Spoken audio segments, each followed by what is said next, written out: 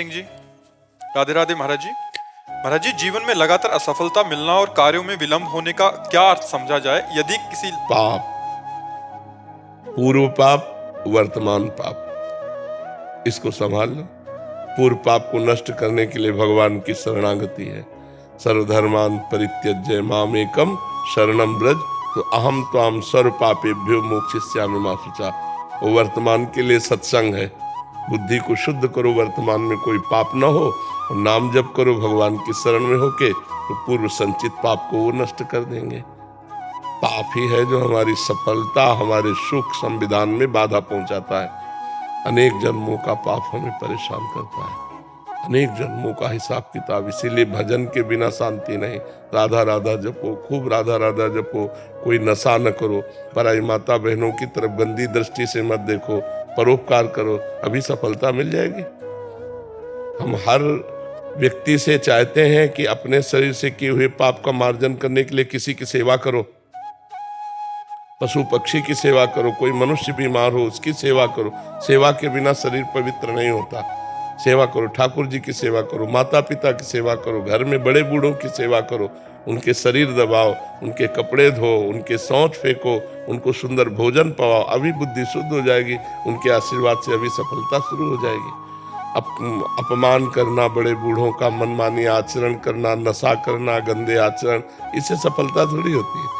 यही हमें दुख का कारण बनते हैं, यही हमें दुख देते हैं। तो अच्छे आचरण वाले बनो, नाम जप करो। नाम जप करते हो क्या महाराज जी? पुराने जन्मों का भी बहुत होता है। पुराने जन्म क्यों नहीं? अब देखो हमारे पुराने जन्मों की तो है, किडनी फेल है तो पुराने जन्मों का ही तो है। पुराने जो पाप हैं वो आकर के दुख देते हैं। तो नाम जप और बढ़ाओ। कुछ दिन किया था, कुछ कभी कभी करता हूँ मैं। नहीं, वही कभी कभी से काम नहीं चलता। जैसे दवा नियम से लेनी चाहिए, ऐसे रोज नियम से नाम जप करो, तब बात बनेगी। खूब नाम जप करो, अधिक से अधिक। हमेशा नाम जप करने के बाद ही ना असफलता हाथ लगती है बचपन से। कर्म करने के बाद भी महाराज जी मैं भाई, हम ये कह रहे हैं अभी कर रहे हो। पूर्व में जो बोया उसको कौन काटेगा? अभी जो बो रहे आगे मिलेगा। जब नाम जप कर रहे हो तब दुर्गति नहीं रुक रही। जो नाम जप करोगे ले तो तुम्हारी दुर्दशा हो जाएगी। विचार करो, जब थोड़ा बड़ा धर्म कर्म कर रहे हो, नाम जप कर रहे हो, तब ये हालत है। अगर ये ना करते होते तो क्या हालत हो जाती? डूबने वाले को तिनके का सहारा होता है, तो भगवान के नाम का सहारा ले लो भैया। ये बहुत दुर्गति पूर्ण संसार है। भजन को और कैसे बढ़ाए? भजन तभी बढ़ता है जब भजन पे महत्व हो जाए। जैसे हमें 1 करोड़ रुपए पे महत्व हो जाए तो 5 रुपए का महत्व खत्म हो जाएगा। जिस कोटि का भजन होना वो नहीं हो रहा। हाँ, तो हमें महत्व हो जाए ना भजन का, हमारे अंदर भूख पैदा हो जाए भजन की। अब मैं भगवान के प्रेम में डूबना चाहता हूँ, भगवान के भजन में डूबना चाहता हूँ, तो हर समय हाय हाय मच जाएगी हृदय में कि 1 सेकंड भी नाम न छूटने पावे। तद स्मरणेन परम व्याकुलते थे। नाम छूटते ही व्याकुलता पैदा हो जाए। तो ये बात तभी आएगी जब नाम पे महत्व बुद्धि हो जाएगी। नाम से बढ़कर कुछ नहीं है। अगर नाम छूटा तो हमारा जीवन बेकार। कह हनुमंत विपत्ति प्रभु सोई, जब तो सुमिरन भजन न होई। जब हमारी भजन में महत्व बुद्धि हो जाएगी तो भजन नहीं छूटेगा। छूटता है तब जब अन्यत्र महत्व बुद्धि हो जाती है, कहीं धर्म कर्म में, कहीं भोग में, कहीं व्यक्ति में, पद प्रतिष्ठा में, अपने नाम रोशन करने में, तो भगवान का नाम छूट जाएगा। अगर भगवान के नाम में तो फिर एकाग्रता पूर्वक चलते हैं। गुरु जी, जैसे भक्ति मार्ग में मुझे सिर्फ नाम जप आता है, ना कोई श्लोक आता है संस्कृत। इसी से सब हो जाएगा। इसी से सब मरा कहकर ब्रह्म ऋषि हो गए, भगवान की लीला के गायन किए। तो नाम से सब हो। नाम निरंतर रखते रहो, सब आ जाए। राधे राधे। हमेशा से करा है, नाम जप करा हुआ है, और पता भी है कि सब कुछ सही होने वाला है, श्री जी की कृपा है, पर फिर भी वो जो डर है। हाँ, कोई बात नहीं, कोई बात नहीं है। थोड़ा डर भी बना रहेगा तो अच्छा रहेगा। अंदर अगर डर रहेगा तो भगवान का भरोसा पक्का रहेगा, भगवान की याद बनी रहेगी। डर भी अच्छा है। वो डर जो हमको सतमार्ग में ले जाए अच्छा है, और वो डर अच्छा नहीं जो सतमार्ग से हटा दे। जैसे इनकी बात थोड़ा गड़बड़ है। इन्होंने कहा कि नाम जप करने पर भी असफलता आती है। ऐसा नहीं होता। समझो, हमारी नाम जप हमारी असफलताओं को काटता है, पर उतना नाम जप है नहीं जितना हमारा पाप है, तो हमारे ऊपर अटैक कर रहा है। ये तो कौन नाम जप बचा रहा है आपको, नहीं तो मिट्टी में मिला दे। ऐसे ऐसे प्रारब्ध है कि धज्जियां उड़ा दे। भगवान का भजन तो छोड़ो ही मती, दुख मिले या सुख भगवान का भजन पकड़ लो तो जैसे बाढ़ में मोटा रस्सा मिल जाए पेड़ से बंधा हुआ तो हम उससे सारे पार हो जाएं। ऐसे ममपद मन ही बांध बर डोरी, सब ममता भगवान के चरणों में समर्पित करके नाम जप करो तो निकल चलोगे इस संसार में। यहाँ सफलता क्या रुपया मिल जाना, सफलता क्या नौकरी मिल जाना, सफलता क्या भोग मिल जाना। कितने दिन नौकर बने रहोगे, कितने दिन पदाधिकारी बने रहोगे, मरोगे तो है ही। फिर वो पढ़ाई लिखाई, फिर वो तुम्हारी नौकरी, फिर तुम्हारा बैंक बैलेंस, तुम्हारे रिश्ते नाते सब यहीं धरे रह जाएंगे। इसलिए उस दिन की याद करो जिस दिन यहाँ से चलना है। तो हमें नाम जप नहीं छोड़ना है, चाहे असफलता हो चाहे सफलता, नाम जप करते रहो और डरना नहीं है। हमारे साथ भगवान है, जहाँ भी ले जाएंगे जैसे भी ले जाएंगे मंगल करेंगे। शैलेंद्र जी राजस्थान से। श्री हरिवंश महाराज जी, क्या प्रारब्ध इतना मजबूत हो सकता है कि निरंतर नाम जप और सदाचरण के बाद भी उसे उस अवस्था तक भोगना पड़े जिस उम्र में भौतिक संसार की सफलता में खुशी ना मिले, नौकरी विवाह जैसी तो इसी अवस्था में पाप किए हैं तो भोगना तो इसी में पड़ेगा ना। जैसे मानो आपने गर्भस्थ शिशु की हत्या की है तो अगली बार गर्भस्थ शिशु आपको बनना पड़ेगा, आपकी हत्या होगी उसी अवस्था में। आपने जवानी में पाप किए, अपराध किए तो जवानी में ही आपको दंड मिलेगा। अगला जब जन्म होता है तो जैसे जवानी है, अब उसके किडनी फेल हो गई, उसको बार बार असफलता मिल रही, बार बार प्रतिकूलता, क्योंकि जिस अवस्था में पाप होता है समय पा करके पाप उसी अवस्था में उसको दंड देता है। तो इसमें कौन सी बड़ी बात है। जवानी कोई वहां से पास होके थोड़ी आ रहा कि जवानी में तुम सुखपूर्वक रहोगे। जवानी में उद्दंडता की तो जवानी में ही तुमको दंड मिलेगा। इस विधान को समझो। आपने बुढ़ापे में पाप किया तो वृद्धावस्था में ही आकर आपको सड़ना होगा। आपने गर्भ में पाप किया तो गर्भावस्था में जाके आपको भोगना होगा।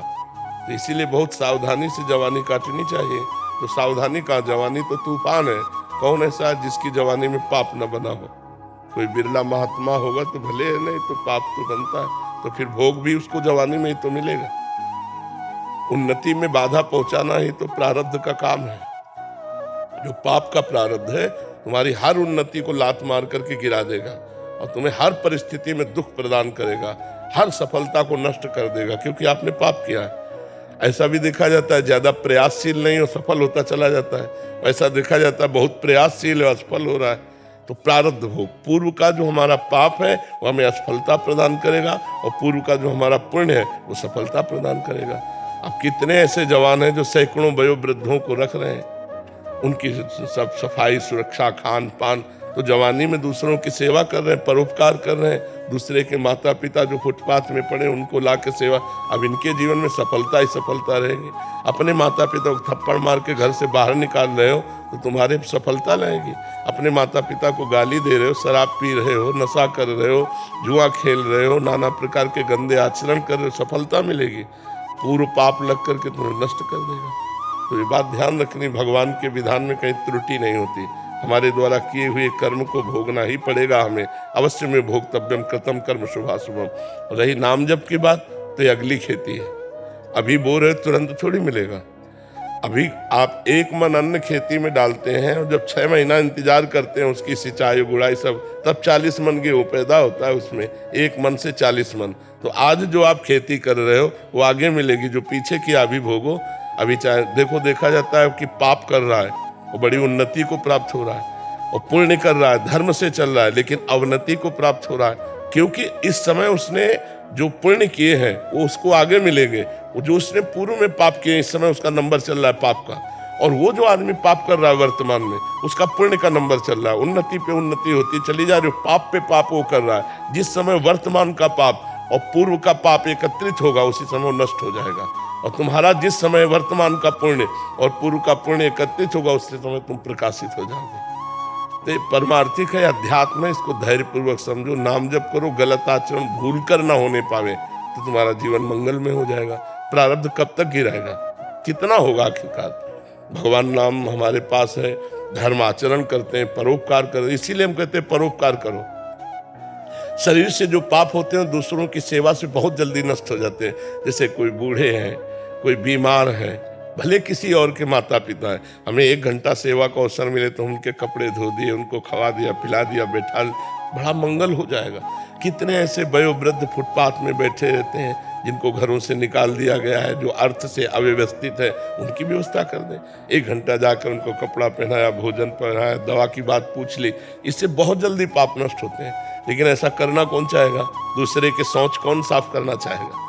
अगर साफ कर दो तो तुम्हारा प्रारब्ध साफ हो जाएगा, तुम्हारे बुरे आचरण साफ हो जाएंगे।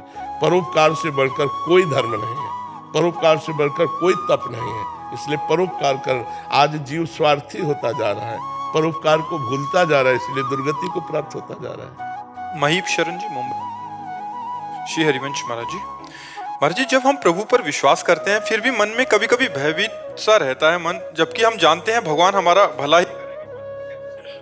जब तक अंदर मन में मलिनता है तब तक भय बना ही रहेगा। निर्भयता आती है जब मन हमारा निर्मल हो जाता है, तब भय नहीं रहता, कोई भय नहीं रहता। जहां त्रुटि होगी वहीं भय होगा। जो हमने अभी इसी जन्म में आपको हम जज बना रहे हैं, आप अपने निर्णायक बनिए।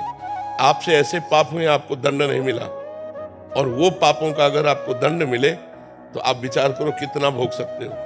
क्या भगवान ने आपको दंड दिया? न सरकार ने न भगवान ने, तो वो कोई फ्री थोड़ी है। वो आपके अंदर भय देता रहेगा, चिंता, शोक, भय, उद्वेग, और आगे चलकर आपको पटकेगा भी, गिराएगा भी। जो तुमने बोया है पहले उसे काटो। देखो, तुम तो मनुष्य हैं, भगवान के बाप की बात बता रहे हैं। श्रवण कुमार को शब्द वेदी बाण मार दिया। उन्होंने समझा कोई मृग पानी पी रहा है। वो छोटे से घड़े में पानी भर रहे थे अपने माता पिता के लिए, माता पिता को तीर्थ यात्रा कांवर में करवा रहे थे। तो उन्होंने शब्द वेदी बाण संधान किया, वो जाके श्रवण कुमार की छाती में लगा। जब वहां गए तो देखा मनुष्य अब तो बड़े परेशान हो गए। फिर उन्हें प्राण निकल गए तो पानी लेकर गए श्रवण के माता पिता के पास। तो उनका बेटा विलंब क्यों हुआ? तो उत्तर नहीं दिया। तो बोले तुम मेरे बेटा नहीं हो सकते, क्योंकि मेरा बेटा एक शब्द का उत्तर तुरंत देता है। तुम कौन हो? तो उनका मैं चक्रवर्ती सम्राट अयोध्या नरेश महाराज दशरथ हूँ, मेरे से अपराध बन गया, मैंने शब्द वेदी बाण का संधान किया और तुम्हारा पुत्र मर गया। तो उनका अब तो हम जीवित नहीं रहेंगे क्योंकि आंखों से अंधे हैं। तो उन्होंने कहा हम सब व्यवस्था करेंगे। बोले नहीं, जैसे मैं आज अपने पुत्र वियोग में तड़प के मर रहा हूँ, ऐसे तुम भी पुत्र वियोग में तड़प के मरोगे। तो ये भाई, तुम तो भजन करते हैं भगवान का। उनके बेटा भगवान थे राम जी। राम जी के ही वियोग में तड़प तड़प के दशरथ जी के प्राण गए। अब ये महान हुआ कि भगवान के वियोग में गए, लेकिन पुत्र वियोग में ही तो गए ना। हम जो कर्म हमसे बनेंगे उनको हमें भोगना पड़ेगा। तो हमारे भजन करते हुए जो भय रहता है वो पूर्व का पाप है। अगर वो पाप नष्ट हो जाए तो अभी निर्भय हो जाए। भक्त निर्भय होता है, निश्शोक होता है, निश्चिंत होता है, संशय रहित होता है, विपरीत भावना नहीं होती। ये 5 बातें उसमें आ जाती हैं जो भगवान का निष्पाप भक्त होता है। नहीं तो चिंता, शोक, भय, उद्विग्नता ये अंदर बनी ही रहती है। तो और नाम जप करो और भगवान का भजन करो तो अपने आप हृदय पवित्र होगा, तो भय खत्म हो जाएगा। भय क्या? जब असली में ज्ञान हो जाएगा कि भगवान सर्वत्र है, तो तुम चाहे जहां हो वहां भगवान है। भगवान सब समय है तो तुम किसी समय भी हो भगवान है। भगवान सबके हैं तो तुम्हारे भी भगवान है। तो अब हमको भय क्या? हमारे पास भगवान है, इस समय में भी भगवान है, भगवान हमको प्यार करते हैं, तो हमें फिर मार कौन सकता है? निर्भय हो जाए। लेकिन हमारे पाप अंदर है, वो हमें संकल्प विकल्प कराकर भयभीत कराते रहते हैं। तो नाम जप करो, भगवान की कथा सुनो, भगवान की सेवा पद्धति घर में विराजमान करो, और दूसरों को भगवान के भाव में लाकर, अपने भाव में कि इसके अंदर भी भगवान है, किसी एक पशु पक्षी की भी सेवा कर लो तो हृदय शीतल हो जाएगा। ये बहुत जोर की हम आपको बात बताते हैं। किसी की भी सेवा कर दो, तुम्हारा मंगल हो जाएगा। किसी मनुष्य की, किसी पशु पक्षी की, किसी के कभी ऐसा अवसर भगवान दे कि कोई तड़प रहा है और आपको धन लगा के, तन लगा के सेवा करनी पड़े, तुरंत कर देना। फिर देखना आपका काम बन जाएगा। सारी विपत्तियां धीरे धीरे हट जाएंगी और संपत्ति आने लगेगी।